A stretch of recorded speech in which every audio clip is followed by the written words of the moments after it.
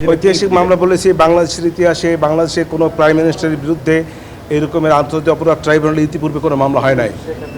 অতএব শেখ হাসিনার সাবেক প্রাইম মিনিস্টার শেখ হাসিনার পক্ষে এরকম কোনো মামলা বাংলাদেশে, মানে শেখ হাসিনা বলতে চাচ্ছি যে আরও অন্য কোনো প্রধানমন্ত্রীর বিরুদ্ধে এরকম কোনো মামলা হয় নাই। এবং একটি কঠিন গুরুতর চার্জের মামলা। এই কঠিন গুরুতর চার্জের মামলা এই কারণে আমি সময় চেয়েছি, আমি পরিপূর্ণ প্রস্তুতি নিতে না পারার কারণে।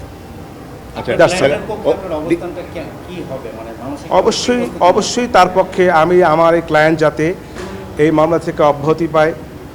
যদি অব্যাহতি এই আজকের আগামী প্ল্যানেট কোর্ট যদি নাও দেন, আমার চেষ্টা থাকবে, আপ্রাণ চেষ্টা থাকবে তার পক্ষে তাকে এই মামলা থেকে খালাস করার জন্য সর্বোচ্চ চেষ্টা আমার তো থাকবে। ডিসচার্জের পিটিশনটা আমি কেমনে বলবো, খালাস পাবেন কি পাবেন না আমি কি করে বলবো? ডিসচার্জের যে পিটিশনটা দেবেন এটা বিষয়ে একটু বলুন।